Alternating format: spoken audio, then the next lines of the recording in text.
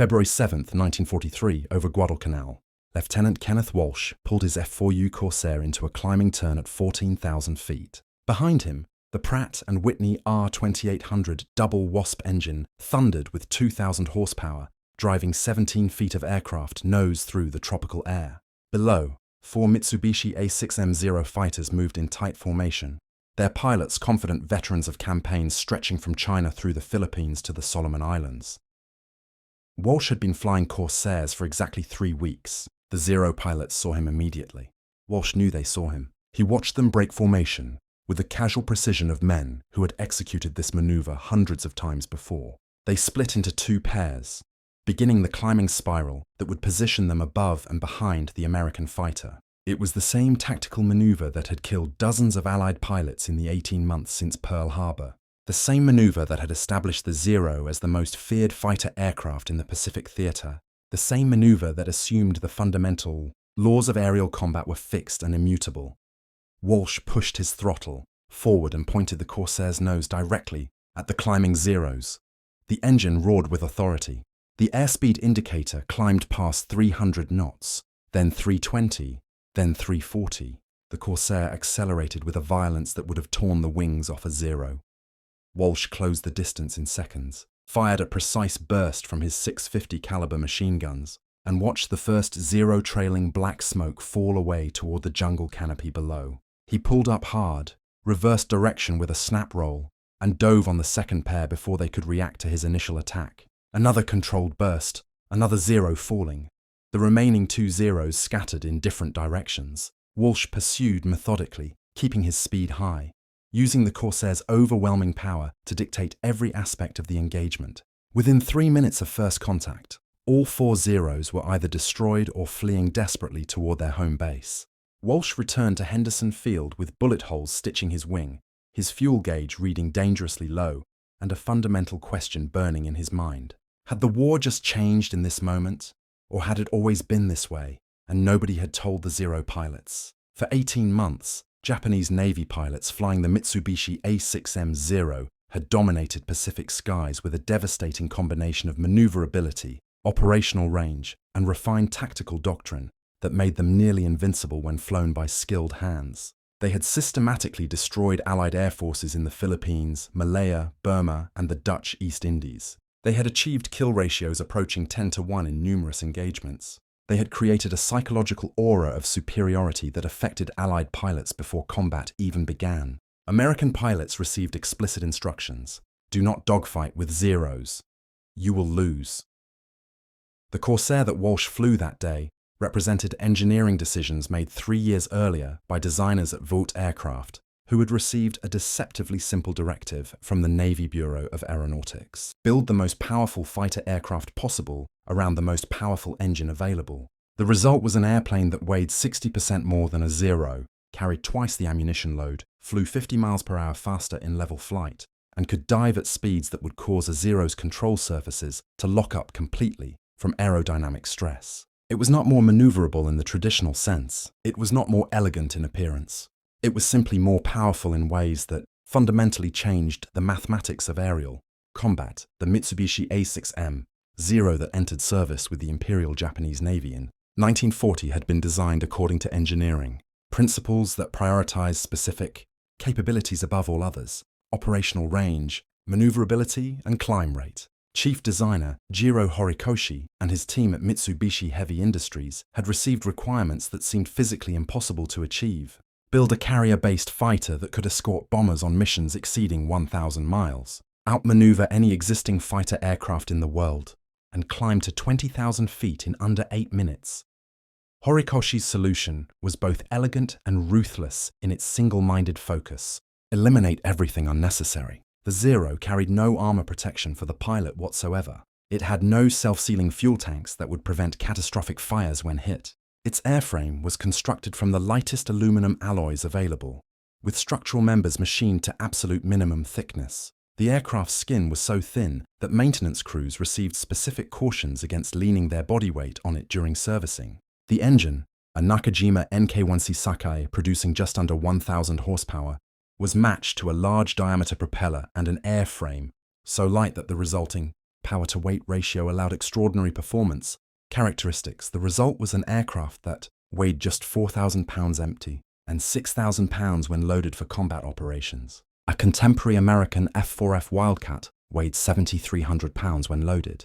The Zero could turn inside any Allied fighter then in service. It could climb faster. It could fly considerably farther. In the hands of pilots who had been training continuously since the mid-1930s, who possessed combat experience from China, who thoroughly understood the tactical doctrine of energy management and positional advantage, the Zero was absolutely devastating in combat.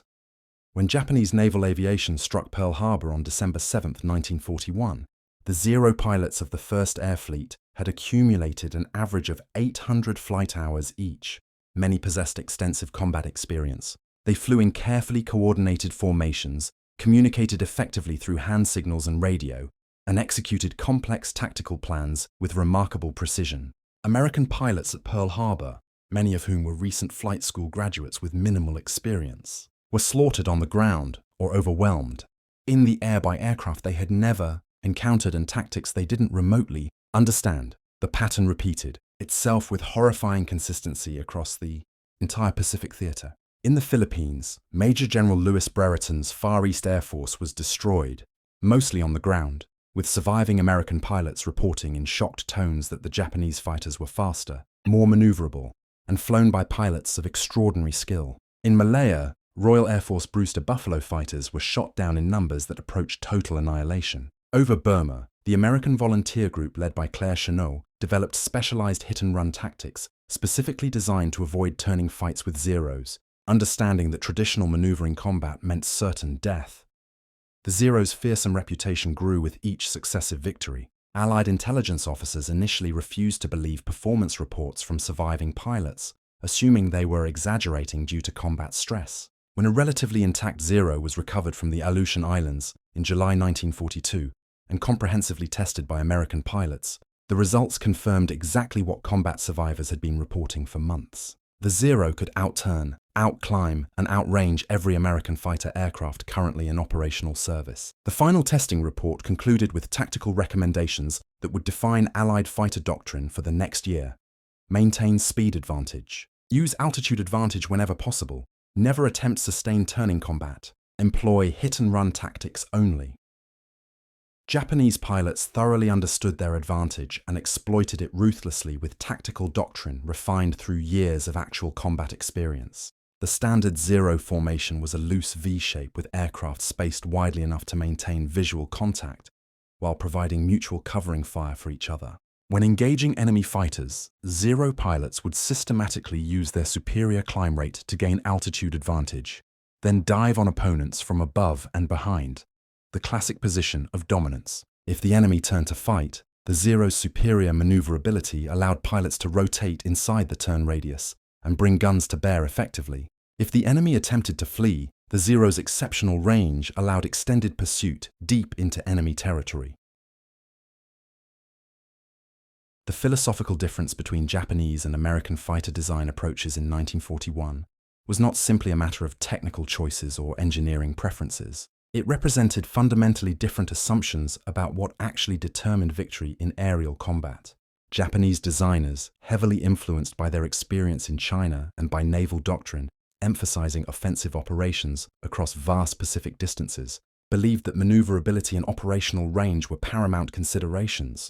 An aircraft that could outturn its opponent would inevitably win the turning fight. An aircraft that could fly 1,000 miles would control a proportionally larger area of ocean. This belief system was powerfully reinforced by every combat report from China, where Japanese fighters had consistently dominated Chinese and Soviet aircraft. It was validated through extensive war games and training exercises, where experienced Japanese pilots in maneuverable aircraft consistently defeated less experienced opponents flying heavier fighters. The design philosophy evolved into operational doctrine. Build light, agile aircraft and train pilots, extensively to exploit maneuverability advantage through superior skill and refined tactics. American design philosophy in the late 1930s had emphasized somewhat different priorities, though not yet the priorities that would eventually win the Pacific Air War decisively. The Brewster Buffalo and Grumman F4F Wildcat had been designed with some attention to pilot protection and structural strength. but both aircraft were seriously underpowered relative to their weight. The Buffalo's Wright R1820 engine produced just 1,200 horsepower. The Wildcat's Pratt and Whitney R1830 produced 1,000 horsepower. Both aircraft were considerably slower than the Zero and far less maneuverable in traditional dogfighting. The critical turning point in American fighter design philosophy came not from accumulated combat experience, but from a specification issued by the United States Navy Bureau of Aeronautics on February 1, 1938. The specification, which would eventually lead directly to the F4U Corsair, requested formal proposals for a single-seat carrier-based fighter with maximum achievable speed, maximum climb rate, and maximum practical range. Crucially, the specification explicitly emphasized that speed and climb rate took absolute priority over traditional maneuverability considerations. The Navy wanted an interceptor that could reach attacking bombers quickly and fight effectively at high altitude. Vort's chief designer, Rex Beisel, approached the problem by selecting the most powerful engine currently available anywhere in the world. The experimental Pratt & Whitney XR2800 double Wasp, an 18-cylinder radial power plant that produced 2,000 horsepower. Everything else in the aircraft's design flowed logically from that single fundamental decision: to absorb 2,000 horsepower efficiently without excessive propeller slip. Beisel specified a 13-foot 4-inch diameter propeller, the largest ever fitted to any fighter aircraft. To provide adequate ground clearance for that massive propeller while keeping the landing gear short enough for practical carrier operations, he designed distinctive inverted gull wings that lowered the wing's attachment point to the fuselage. The resulting aircraft was notably large by contemporary fighter standards. The prototype XF4U-1 first flew on May 29, 1940, and immediately demonstrated performance characteristics that exceeded every specification requirement. Maximum speed reached 405 miles per hour. Initial climb rate measured 3,100 feet per minute. Service ceiling reached 36,900 feet. The test pilot, Lyman A. Bullard Jr., reported that the aircraft handled well at all speeds, accelerated dramatically when throttle was advanced, and maintained positive control response at speeds where other contemporary fighters' controls became mushy or locked up entirely from aerodynamic forces. However, the Corsair also revealed significant problems that would substantially delay its entry into combat operations. The long nose severely restricted forward visibility during landing approach, making carrier landings genuinely dangerous. The landing gear's oleo struts bounced unpredictably on carrier deck landings, causing the aircraft to porpoise violently.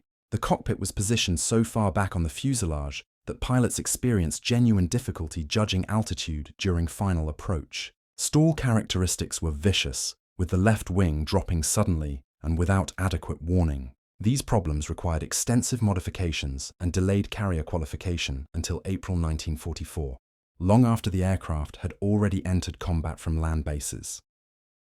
The F4U Corsair entered combat service not with the Navy squadrons for which it had been specifically designed, but with Marine Corps aviation units operating from land bases scattered throughout the Solomon Islands. The Navy's persistent carrier qualification issues meant that Marine squadrons received the first production Corsairs beginning in October 1942. Marine Fighter Squadron 214, VMF 214, commanded by Major Gregory Boyington, would eventually become the first unit to take Corsairs into sustained combat against Zero-equipped Japanese squadrons. The pilots of VMF 214 were experienced aviators, many with significant combat time in F4F Wildcats, but they faced the challenge of completely relearning aerial combat tactics built specifically around the Corsair's unique capabilities. The aircraft they received was fundamentally different from anything they had previously flown. The F4U-1A variant weighed 9,250 pounds empty and 14,000 pounds when fully loaded for combat operations. It carried 6 Browning M250 caliber machine guns with 400 rounds per gun, totaling 2,400 rounds. The ammunition alone weighed 400 pounds. The armor plate protecting the pilot's seat and back weighed another 165 pounds. The Pratt & Whitney R2800 engine mounted behind that distinctively. Long nose generated 2,000 horsepower at takeoff, maintained 1,800 horsepower at 15,000 feet, and could be pushed temporarily to 2,250 horsepower for short periods using water injection. The propeller, a Hamilton standard 3-blade unit, measured 13 feet 4 inches in diameter and weighed 384 pounds by itself. Engine and propeller together weighed over 3,000 pounds, nearly as much as an entire Zero airframe. Performance specifications reflected this massive powerplant installation. Maximum speed at 19,900 feet was 417 miles per hour. The Corsair could maintain 380 miles per hour at 20,000 feet indefinitely without overtaxing the engine. Climb rate measured 3,120 feet per minute at sea level, declining gradually to 1,950 feet per minute at 20,000 feet. Service ceiling reached 36,900 feet. Maximum range with external drop tanks extended to 1,560 miles. Compare these specifications directly to the A6M5 Zero variant that Japanese Navy squadrons were flying by mid-1943. The Zero weighed 4,136 pounds empty and 6,254 pounds when loaded for combat. The Nakajima Sakai engine produced 1,130 horsepower at takeoff and 1,000 horsepower at 15,000 feet. The aircraft carried two Type 99 20mm cannons with 100 rounds each and two Type 97 7.7mm machine guns with 600 rounds each. No armor protection, no self-sealing fuel tanks. Maximum speed was 351 miles per hour at 19,680 feet. Climb rate measured 3,940 feet per minute at sea level. Service ceiling reached 38,500 feet. Maximum range extended to 1,940 miles.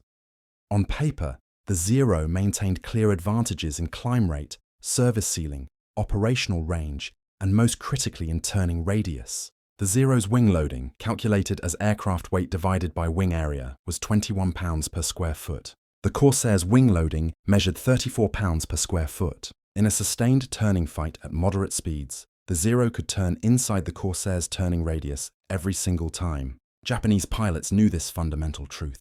They had spent 2 years systematically proving it against Wildcats, P-40 Warhawks, and every other Allied fighter they encountered. What the raw performance specifications didn't fully capture was the Corsair's exceptional performance characteristics at high speed. The Zero's light construction and fabric-covered control surfaces meant that above 350 miles per hour, aileron forces became extremely heavy, and elevator response slowed dangerously. At 400 miles per hour, a speed the Zero could only reach in a steep dive, the control surfaces became nearly immovable. Japanese pilots had to throttle back significantly before attempting any high-speed maneuvers. The Corsair's all-metal construction and hydraulically boosted controls remained fully responsive at 420 miles per hour. Corsair pilots could maneuver violently at speeds where Zero pilots were forced to fly straight and level. The tactical implications were genuinely profound, but not immediately obvious to pilots trained in traditional dogfighting doctrine. Marine Corps doctrine for Corsair employment was still actively evolving in early 1943. Initial combat reports from VMF 214 and VMF 212 emphasized the Corsair's speed and climb advantages, but still cautioned pilots explicitly to avoid turning engagements. The psychological ghost of the Zero's fearsome reputation persisted strongly. Pilots who had survived 18 brutal months of combat in inferior aircraft carried deep psychological scars. They had watched close friends die in turning fights. They had memorized the cardinal rule: never dogfight with Zeros under any circumstances. Lieutenant Kenneth Walsh, who would eventually be credited with 21 confirmed victories flying Corsairs, later described his first month of Corsair combat as a gradual process of discovering capabilities that existing doctrine hadn't yet fully articulated. The aircraft could accomplish things that shouldn't theoretically work according to traditional fighter tactics. It could accelerate in a dive-past speeds where Zeros literally came apart structurally. It could reverse direction using snap rolls that leveraged raw power rather than aerodynamic lift. It could sustain high G-turns at speeds above 350 miles per hour, where the Zero's traditional turn radius advantage disappeared completely. The Corsair wasn't more maneuverable than the Zero in any traditional sense. It fundamentally redefined what maneuverability actually meant in modern aerial combat. The concentrated aerial battles over Rabaul between September 1943 and February 1944 provided the crucible where Japanese Zero pilots confronted the harsh reality that their tactical and technological advantages had vanished entirely. Rabaul, located on the northeastern tip of New Britain Island, was Japan's largest air and naval base in the South Pacific Theater. By mid-1943, the Japanese 11th Air Fleet headquartered there fielded over 300 aircraft, including approximately 200 Zeros flown by pilots ranging from combat veterans with hundreds of hours to recent graduates with minimal training. The American strategy was systematic destruction through overwhelming force. 5th Air Force bombers, escorted by P-38 Lightnings, struck repeatedly from New Guinea bases. Marine Corps and Navy squadrons, flying Corsairs and Hellcats, struck from bases scattered throughout the Solomon Islands. The attacks came daily, sometimes multiple times per day, forcing Japanese fighters to intercept under conditions that systematically negated their traditional tactical advantages. The Zero's exceptional range, so valuable for offensive operations across vast ocean distances, meant absolutely nothing when defending a fixed base. The Zero's climb rate advantage was largely minimized when American formations approached at 20,000 feet or higher altitude. On October 24, 1943, Marine Major Robert E. Gaylor led a flight of 8 Corsairs from VMF 224 in a combat sweep over Rabaul. They encountered approximately 30 Zeros at 18,000 feet altitude. The engagement that followed lasted 12 minutes and resulted in 9 confirmed Zero kills against absolutely no American losses. Gaylor's after-action report, carefully preserved in Marine Corps archives, describes the engagement in clinical detail that reveals the profound tactical shift that had occurred. The Zeros attempted their standard climbing spiral, maneuver to gain altitude advantage over the American formation. Gaylor's flight maintained speed and altitude, explicitly refusing the climbing fight. When the Zeros reached approximately 22,000 feet and began their diving attack, the Corsairs dove away rapidly, building speed to over 400 miles per hour. The Zeros followed as doctrine dictated, but couldn't maintain pace. Their lighter construction and lower power meant they accelerated more slowly in the dive. By the time the Corsairs pulled out at 8,000 feet and reversed course, they had opened the range to over 2 miles. The Zeros were still diving, fully committed to intercepts that no longer existed. Gaylor's flight climbed back to altitude, using the Corsair's superior power-to-weight ratio at high speed. The Zeros, having burned enormous energy in the dive and subsequent pullout, couldn't match the climb rate. Within 3 minutes, the Corsairs were above the Zeros again, holding the position of tactical advantage. This time, when they dove on targets that couldn't possibly escape.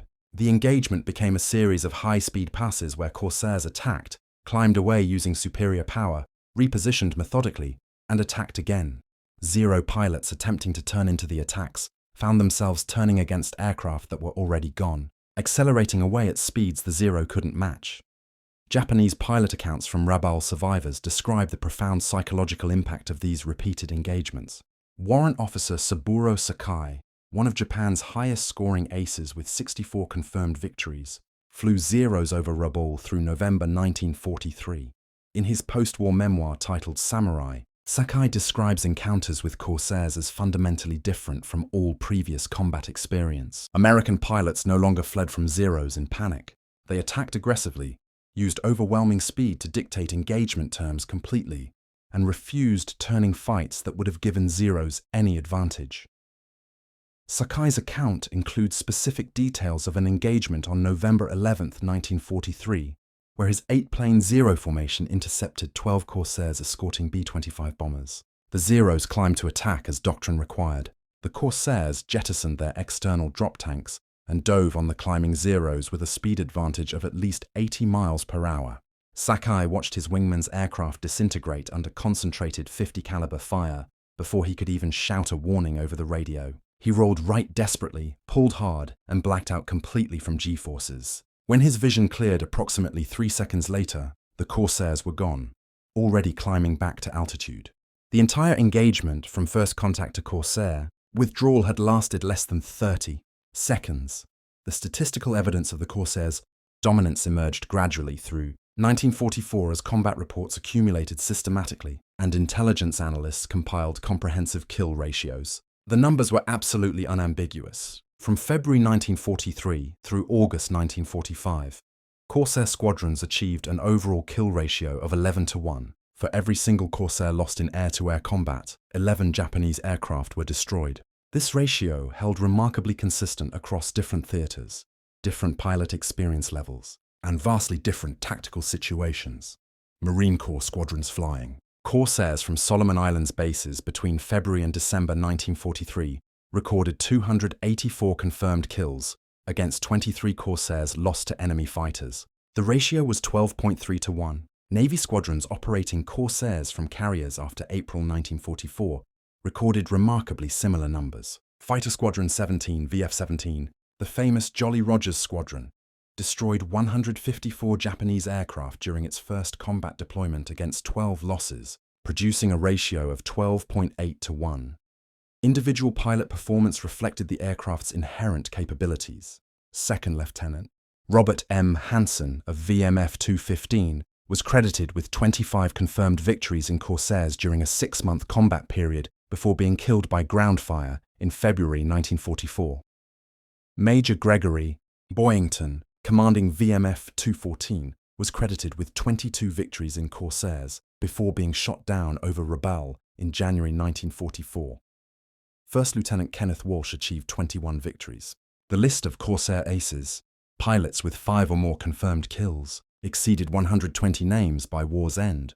Japanese records, where they survived the war's destruction, corroborate these numbers from the opposite perspective. The Japanese 11th Air Fleet, which defended Rabaul, began operations in mid-1942 with approximately 240 aircraft, including 160 Zeros. By February 1944, when Japanese forces evacuated Rabaul under overwhelming pressure, surviving operational aircraft numbered fewer than 30. Personnel losses were absolutely catastrophic. Of approximately 300 Japanese naval aviators assigned to Rabaul defense between September 1943 and February 1944, more than 200 died in combat or were reported missing. Many were irreplaceable veterans whose experience could never be recovered. The mathematical reality was brutally simple. Japanese pilot training capacity could not keep pace with combat losses. In 1941, Japanese Navy pilot training required 18 to 24 months and produced pilots with over 300 flight hours before combat assignment. By 1944, training time had been compressed drastically to 4 to 6 months, with pilots graduating with fewer than 100 flight hours total. These inadequately trained pilots faced American aviators flying aircraft with decisive performance advantages. The outcome was predetermined by mathematics. American industrial capacity compounded Japanese problems exponentially. Vought manufactured 12,571 Corsairs between 1942 and 1945. Goodyear manufactured 4,014 under license. Brewster manufactured 735 before production quality issues led to contract cancellation. Total Corsair production exceeded 13,000 aircraft. More Corsairs were built than Zeros, and Corsairs were considerably larger, more complex, and required substantially more resources per unit. The industrial disparity extended far beyond aircraft to ammunition, fuel, spare parts, and pilot training infrastructure. American .50 caliber ammunition production exceeded 12 billion rounds during the war. Japanese 20mm cannon ammunition production totaled approximately 100 million rounds. American aviation fuel production exceeded 20 billion gallons. Japanese aviation fuel production, severely constrained by oil shortages after American submarines systematically destroyed tanker traffic, fell below 500 million gallons by 1944. Every single aspect of the industrial competition favored American forces overwhelmingly. Japanese Zero pilots who survived 1944 encounters with Corsairs carried knowledge that Japanese tactical advantages had evaporated completely. The ocean and sky that Japanese naval aviation had dominated in 1942 belonged entirely to American forces by mid-1944. The reasons were mathematical, industrial, and technological in nature. American aircraft were more powerful. American pilots received better training. American supply chains never failed. American industrial capacity produced aircraft, ammunition, and fuel faster than combat could possibly consume them. Japanese advantages in maneuverability and range meant nothing against opponents who refused to fight on Japanese terms and who possessed the speed and power to dictate engagement conditions absolutely. By mid-1944, Japanese naval aviation had ceased to exist as an effective fighting force. The carrier battles at Philippine Sea in June 1944, what American pilots sardonically called the Great Marianas Turkey Shoot, demonstrated the complete collapse of Japanese air power. Of approximately 450 Japanese carrier aircraft launched against Task Force 58, more than 350 were destroyed. American losses totaled 29 aircraft. The kill ratio of 12-1 matched Corsair combat statistics precisely. The Japanese pilots who died at Philippine Sea were not cowards by any definition. Many were inadequately trained, thrust into combat with fewer than 100 flight hours total experience. But they followed their orders and attacked American formations with whatever courage and skill they possessed. They died because they flew aircraft that had been technologically surpassed, and because Japanese industrial capacity could not produce the replacement pilots, aircraft, fuel, or ammunition needed to sustain combat operations against overwhelming American material superiority. Warrant Officer Saburo Sakai survived the war, one of perhaps 300 Japanese naval aviators who flew combat throughout the entire Pacific War and lived to see surrender. His post-war writings described the psychological transformation of Japanese pilots between 1942 and 1945. The confidence of early war veterans, men who genuinely believed their aircraft and tactics were superior, gave way to grim resignation among 1944 pilots who understood. Clearly they were being sent to die in aircraft that couldn't compete effectively. Sakai describes conversations with young pilots at Yokosuka Air Base in early 1945. These men, fresh from drastically abbreviated training, asked veterans directly about American aircraft capabilities. They wanted to know if the stories were true, that American fighters were faster, more powerful, better armed. Sakai told them the unvarnished truth. American Corsairs and Hellcats possessed decisive performance advantages. Japanese pilots could still win individual engagements through superior tactics and skill, but statistical odds favored American pilots overwhelmingly. The young pilots listened, understood the implications, and flew their missions anyway. Most died within weeks of this conversation. The institutional response to technological inferiority came far too late and addressed fundamentally wrong problems. Japanese engineers developed the A7M Reppu fighter, intended as the Zero's direct successor, with a 2,000 horsepower Nakajima Hamar engine and performance specifications matching American fighters. The prototype flew in May 1944. Production delays, critical material shortages, and systematic Allied bombing meant that fewer than 10 reached operational units before war's end. The J-2M Raiden interceptor, designed specifically for high-altitude performance, entered service in limited numbers but suffered persistent reliability problems that kept it from combat effectiveness. More fundamentally, Japanese industry simply could not produce advanced aircraft in quantities needed. American factories manufactured 96,318 fighter aircraft between 1941 and 1945. Japanese factories manufactured 30,360 fighters during the same period. American production exceeded Japanese production by more than 3-1. When production quality is carefully considered, American fighters with comprehensive armor protection, self-sealing fuel tanks, and sophisticated fire control systems versus late-war Japanese fighters built with inferior materials and drastically simplified systems. The actual disparity grows substantially larger. The kamikaze special attack units represented final admission that Japanese aviation could no longer compete conventionally. If Japanese pilots could not survive long enough to damage American ships through normal combat methods, then suicide attacks offered a final desperate resort. The logic was brutal but mathematically sound. One aircraft, one pilot, one chance to cause damage before inevitable death. Between October 1944 and August 1945, approximately 3,800 Japanese pilots died in kamikaze attacks. They sank approximately 50 Allied ships and damaged approximately 300 more. The exchange rate was considerably worse than conventional combat, but conventional combat had already proven completely unsustainable. The men who died in these attacks were not fanatics divorced from reality. Many were rational actors who understood Japan's military situation was utterly hopeless, and who chose to die in ways they believed served their nation and honored their extensive training. Their letters home, carefully preserved in Japanese archives, express not enthusiasm, but quiet resignation. They knew they were dying for a cause already lost. They died anyway because military honor and overwhelming social pressure demanded it. The technological inferiority that made kamikaze tactics necessary was clearly understood by the pilots who flew them. Lieutenant Yukio Seki, who led the first organized kamikaze attack on October 25, 1944, told a reporter before his final mission, "Japan's future looks bleak if it is forced to kill one of its best pilots. I am not going on this mission for the Emperor or for the Empire. I'm going because I was ordered to." Seki flew a Zero loaded with a 250-kilogram bomb directly into the escort carrier USS St. Lo, sinking it. His death was tactically successful and strategically meaningless. American industrial capacity replaced St. Lo within months. Japan could not replace Seki or the thousands of pilots who followed him to pointless deaths.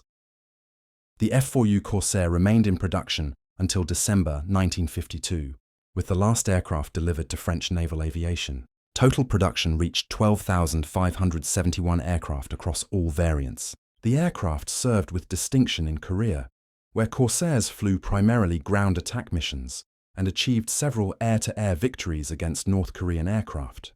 The last operational Corsair combat mission was flown by French forces during the 1954 siege of Dien Bien Phu. The aircraft's combat career spanned 12 years, exceptional longevity for any design that first flew in 1940. Japanese naval aviation never recovered from its 1944 collapse. When Japan surrendered on August 15, 1945, approximately 5,000 operational Japanese aircraft remained, including perhaps 1,000 fighters.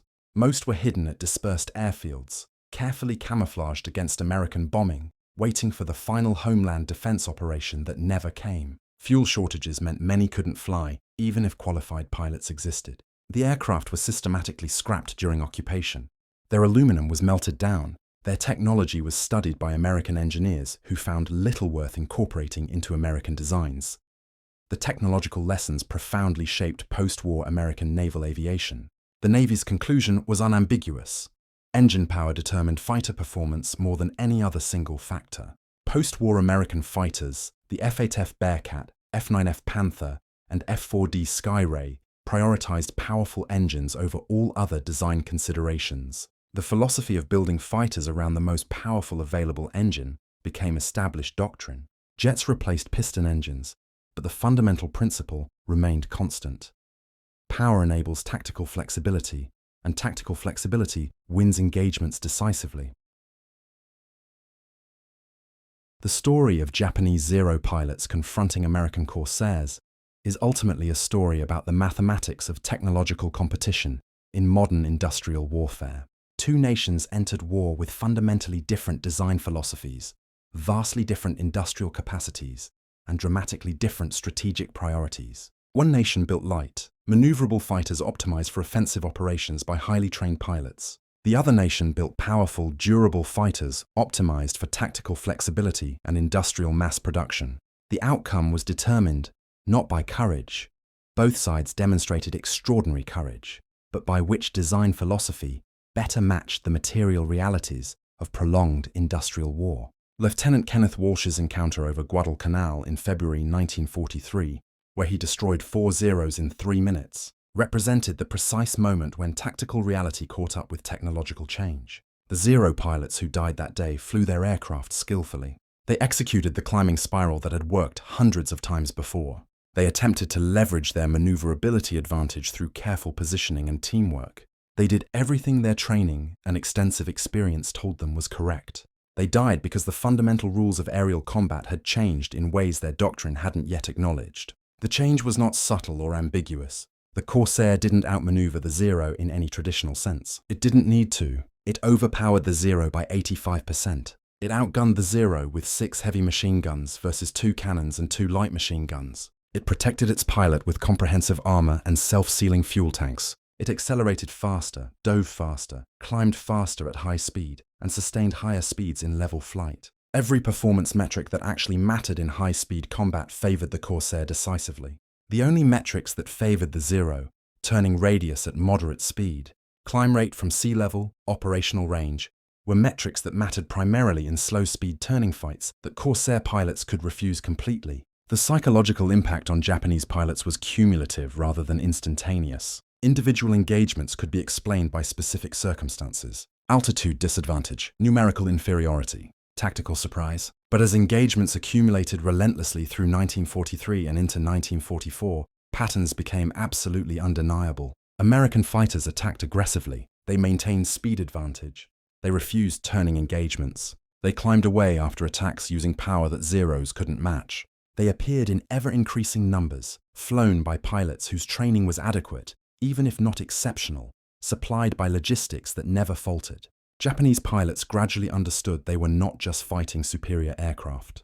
They were fighting an entire industrial system that produced superior aircraft faster than combat consumed them, trained replacement pilots continuously, supplied forward bases lavishly, and maintained overwhelming material advantages at every level of warfare. The Corsair was not merely a good aircraft. It was a powerful symbol of industrial capacity that Japan could not possibly match. Every